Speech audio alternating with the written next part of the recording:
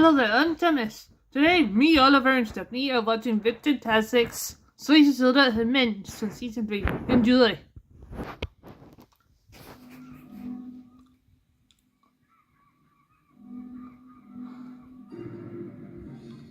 The train, for its type, is the most powerful vehicle on land. And the engines of Sodor are the power behind the docks, industries and branch lines that make up the world-renowned Northwestern Railway. These are the stories of Sodor.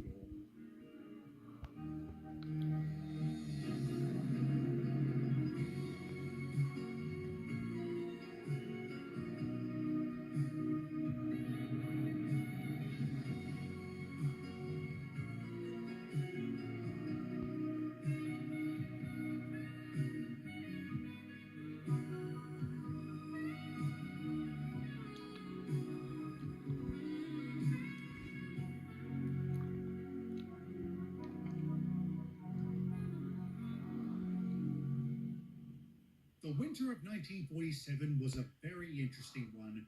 For reasons that have baffled me to this day, the island's various industries didn't close for the frosty season. Instead, they remained open and fully operational, ensuring we had a constant stream of stone, china clay, lumber, and coal to ship. And speaking of shipping, that too remained curiously consistent, so we were bombarded with endless numbers of goods trains. I won't lie, we felt incredibly overwhelmed by this unexpected workload. Fortunately, the Fat Controller arranged for Jeffrey to transfer in to assist us. His help certainly lightened the load, which did improve our collective mood. Also of great assistance to boosting our morale were the approach of Christmas and the imminent nationalization of the railways. This latter point was a source of heavy conversation among staff and engines, and I must say, opinion was strongly divided. You're not looking forward to it, Gordon? I am, Reginald. It's just, I'm going to miss being a nor'easter. After all, were it not for the LNER, I may never have been built. Likewise, for you as a MIDI. I never thought of it that way. You're right, but our legacy will still endure on British railways. As a MIDI, that's very true. How do you mean? Come on, Reggie. It's no secret that most new engines to be built by BR will be based on LMS designs. You almost sound bitter about that, James. No, I'm not. I admit it makes sense. It's also no secret your group is the largest of the big four. I'll tell you what, I'm looking forward to the planned overhaul we're going to receive once nationalization kicks in.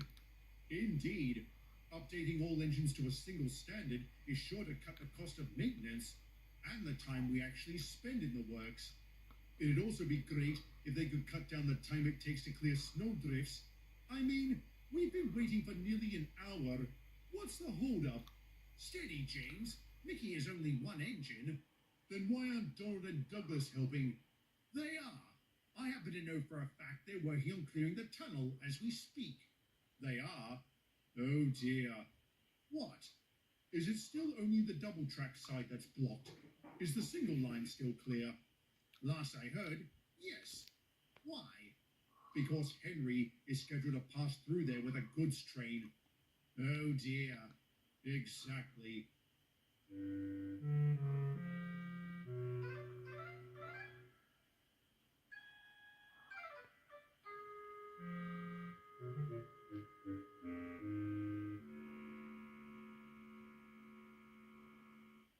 We got ourselves a real doozy here, Donny. Aye, anyone would think it was winter. At least we're making progress, and we don't have to worry about digging some silly sod out of it. Morning, lads. Speaking of silly sods, let me rephrase. Morning, Donald. Morning, Henry. How are things? Very good, thank you. Glad to see you're chipping away at that drift there. And we'd be making greater progress if we weren't being interrupted. So if you don't mind, and even if you do, shove off. Shh. You lads hear that? What? Sounds like a brake van being smashed. But that can't be, because Douglas is right here. Oh, you want to get personal, do you? At least the last brake van I smashed into didn't have anybody in it. You rotten good-for-nothing son of a... Oh, Lord save me. Those two were at each other's throats for near 20 minutes. If Mickey hadn't shown up, I reckon they'd still be going at it. You're not wrong, Donald. This ridiculous feud between those two has created a bad atmosphere about the railway. We need to do something. I don't know what. We on the main line have been trying to calm Henry down, and I know you lads on the branch line have been doing the same for Dougie, but it doesn't seem to be having any impact. You think we can get the fucking Crawler to intercede? Maybe, but I don't know if we should. He is our controller, not our nanny. Perhaps being our controller means he'll have more of an influence over those two. Like I just said, we certainly haven't been able to change their minds. It's certainly an idea, Donald. I'll have a word with Sir Topham when he gets back from London. When's that going to be? A couple of days? I got a bad feeling something's going to happen between now and then. Me too, old chap. Me too.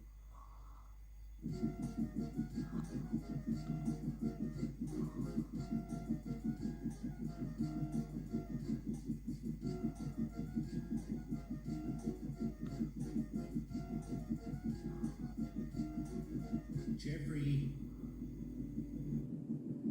Jeffrey.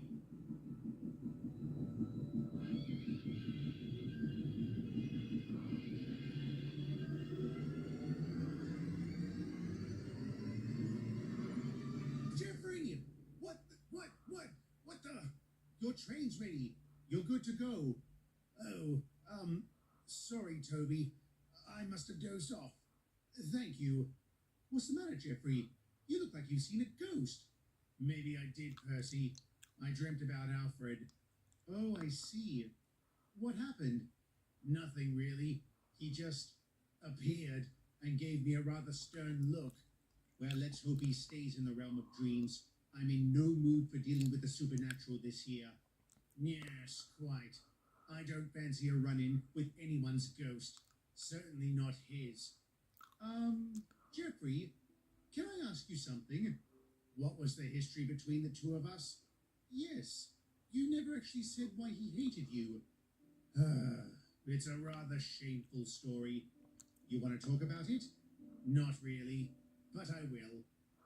It was back during my hoodlum days, when I was sabotaging the competition in some misguided sense of company loyalty. One such incident was in London itself. I had gotten wind that the nor'easters were to take a special passenger train comprised of important dignitaries, which included the Duke and Duchess of Boxford. Alfred was assigned to take it. Long story short, I arranged for a goods train to derail near the nor'easter sheds, trapping them inside. It was my hope either I or a fellow Miggy would be called upon as a replacement. Unfortunately for me, the plan backfired, as Spencer happened to be outside the shed at the time. He ended up taking the train, and afterwards, the Duke and Duchess expressed an interest in buying Spencer once his working career is done. Alfred was furious at missing out on this opportunity, even more so when he found out I was responsible for that. How did he find out? I told him. After serving my sentence in Railgate, I set about making amends with everyone I had wronged. Amazingly, they all forgave me, with one exception. He kept on hating me. I truly believe the only time he stopped was when he rushed that bomb out of the harbor back during the war. Do you wish he had forgiven you? I do, but there's not much hope in that happening now. Never say never, Jeffrey, especially on this island. I'll keep that in mind. I'd best get going. Thank you for listening, chaps. No worries, Jeffrey. Safe travels.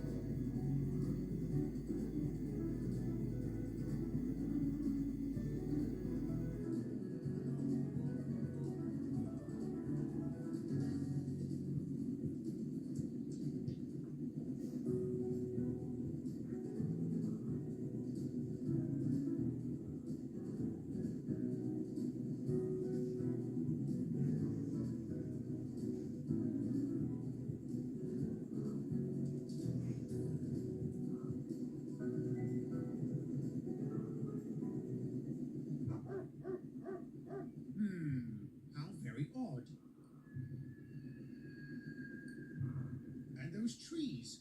Most peculiar. Oh my goodness.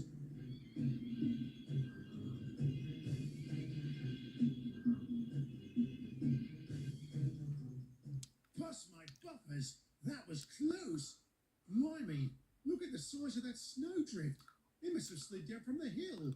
And recently, the snow looks freshly churned. We better rush back to Crosby and raise the alarm.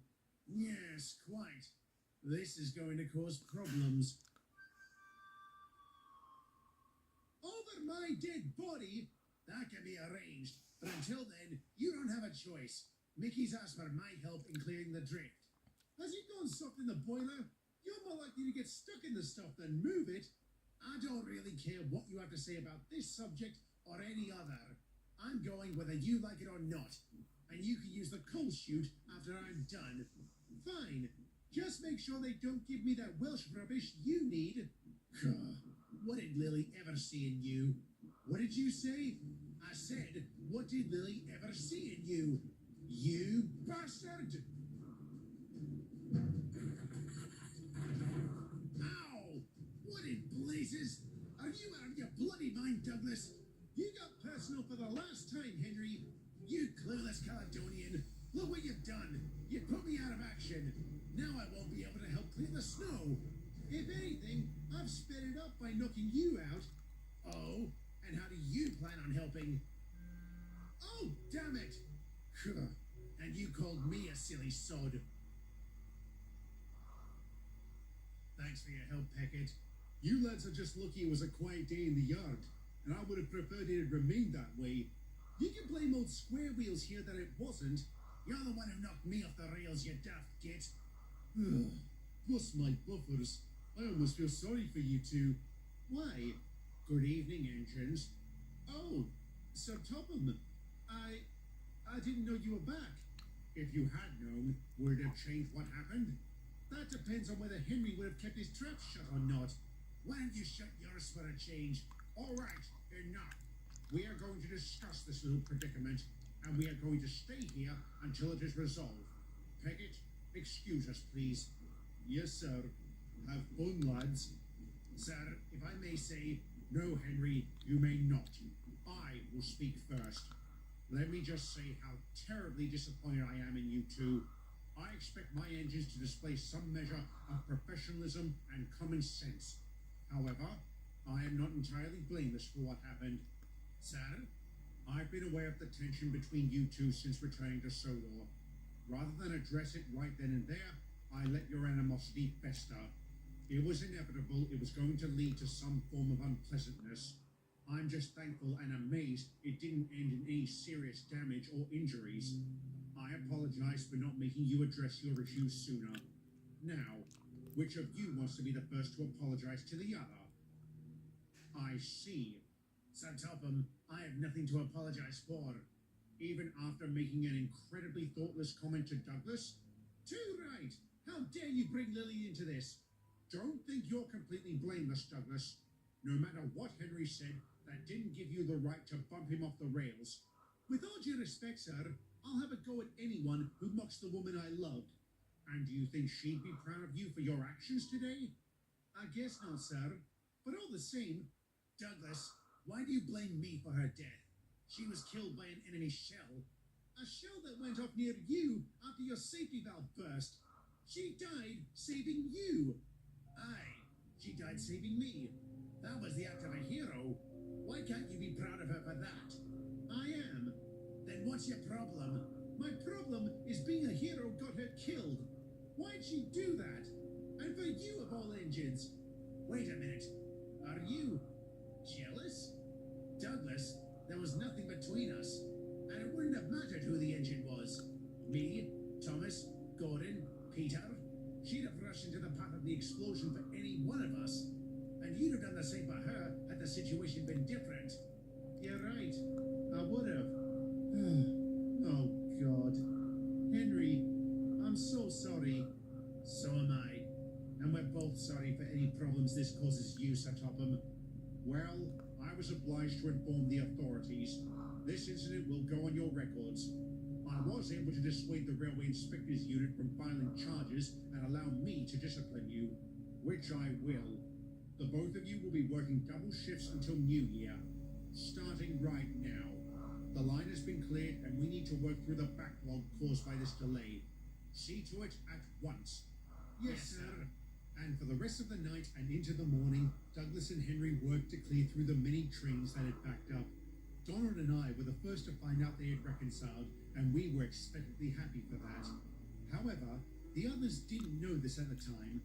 You see, the day before, while the line was being cleared of snow, they'd held a meeting to discuss the situation. They too decided to talk to the Fat Controller about it.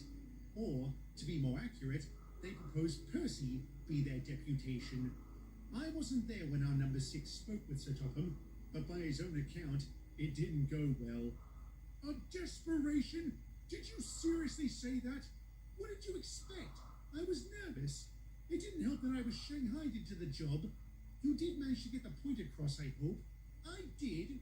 I told the Fat Controller our feelings on the matter, and he said he's already dealt with it. What? He spoke to Henry and Douglas last night. Apparently, they've made amends. Just like that? Just like that. It might have helped if we'd known that sooner. This is why they should have let us keep our radios after the war. Indeed. It certainly would make communications easier, but they were military property, and the point has been made it is best to keep radio chatter to a minimum. You never know who may be listening. Yes, quite. The Russians have eyes everywhere, and ears everywhere else. Phew, wretched commies. We should have knocked them out after the Nazis. Let's save politics for another time, lads. For now, I would like to get some sleep.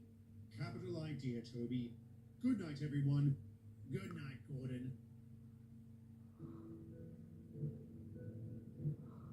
What the? How did I get here? Where is everyone? Why is the yard so empty? What's that? Who's there? If this is a prank, I'm not laughing. Show yourself now. Hello, Jeffrey. Fizzling fireboxes. Alfred? No. This is a dream. You're not real. You're not. Calm down, Jeffrey. I'm not going to hurt you. If I wanted that, I wouldn't have warned you about the snowdrift. Warned me? That was you? I don't know what to say. Actually, I do. You could have been less cryptic. Sorry. Death, like life, is complicated. And I'm also sorry for harboring the grudge I did. You're sorry? Yes. Jeffrey, I forgive you. You're not the same engine you were all those years ago. I wish I had realized that in life. But better late than never, I suppose. Yes, quite. Thank you. And again, I'm sorry for that awful trick I pulled. Apology accepted. Well, I better go. Before I leave, tell the others Colin, Lily, and Mr. Starr say hello. I will. But Alfred, where are you? For that matter, where are we? I don't know. As I said, death is complicated, but it's very peaceful here. Goodbye, Jeffrey. Merry Christmas, my friend. Merry Christmas to you, too. Morning, Jeffrey. You sleep well? Indeed I did, Toby. And Percy, you were right. About what? About never saying never. Jeffrey told the others about his dream, which soon spread to the rest of us. Given our past experiences, none of us had any doubt it was real. It also gave us a profound sense of closure, knowing our fallen friends were happy, wherever they were. I'm pleased to say that happiness endured. Christmas arrived and it was wonderful. This was followed by a great jubilee to commemorate the years of service offered by the disparate railways. And come January 1st, 1948, nationalisation took effect. The days of the Big Four had ended. The days of British Railways were about to begin.